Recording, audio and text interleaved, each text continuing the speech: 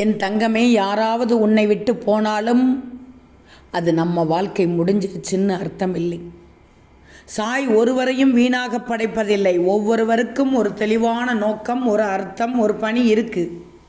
யாராவது விட்டு போனது அவன் நமக்கான பாதையை மாற்றி இருக்கலாம். ஆனால் உன் பயணத்தை நிறுத்தி இருக்கவே மாட்டான்.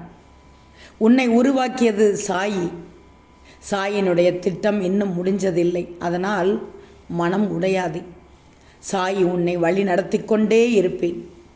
சாயின் திட்டம் முடியும் வரை நீயே சாயினுடைய கரங்களில் இருக்கிறாய் என்று நம்பு. நீ எப்போதும் பொறுமையாக இரு. பொறாமை ஒருபோதும் இருக்கக்கூடாது. பொறாமை என்பது ஒரு மெதுவான விஷம். அது உன்னையும் உன் குடும்பத்தையும் அழித்துவிடும். தங்கமே, மற்றவர்களது வளர்ச்சியை பார்த்து மகிழ்வதே உண்மையான பண்பாடு. பொறாமை கொண்டு துன்புறுத்துபவர்களுக்கு சாய் நியாயம் செய்வது நிச்சயம். பொறாமைப்படுபவன் மனமே முதலில் எரியும். அதன் புகை மற்றவர்களையும் தொந்தரவு செய்யும். ஏன்னா மனித மனம் விசித்திரமானது. அது தன்னிடம் உள்ள வைரக்கல்களை உதாசீனப்படுத்தி அடுத்தவனிடம் இருக்கும் உப்புக்கல்லுக்குத்தான் ஆசைப்படும். உண்மைதானே?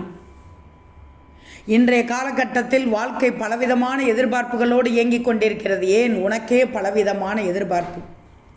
என்னால் எல்லாம் முடியும், எனக்கு எல்லாம் வேண்டும் என்ற சிந்தனையே எல்லோருடைய உள்ளத்தையும் இங்கு ஆட்சி செய்து கொண்டிருக்கிறது. ஆனால் பொருள் படைத்தவர்களும் அதிகாரம் பெற்றவர்களும் கூட முதுமையில் முடியாமல் தவிக்கிறார்கள். அந்த நேரத்தில் வாழ்க்கையில் பெற்ற எல்லா நலன்களும் வீணென்றே எல்லோரும் கருதுகிறார்கள். இதே சிந்தனையை உள்வாங்கி வாழ்ந்தால் நீ இயல்பாக வாழ முடியும். உனக்கான தேடலை உன்னால் மட்டுமே கண்டறிய முடியும். உனக்கான மாற்றத்தை உன்னால் மட்டுமே விதைக்க முடியும். உன் வாழ்க்கையின் முடிவை உன்னால் மட்டுமே எடுக்க முடியும். உன்னால் முடிந்தால் இந்த உலகத்தை கூட உன் பின்னால் வர வைக்க முடியும். உன் சாயி சொல்ல வருவது, முயற்சி செய், வெற்றி நிச்சயம். ஓம் சாய்ராம்.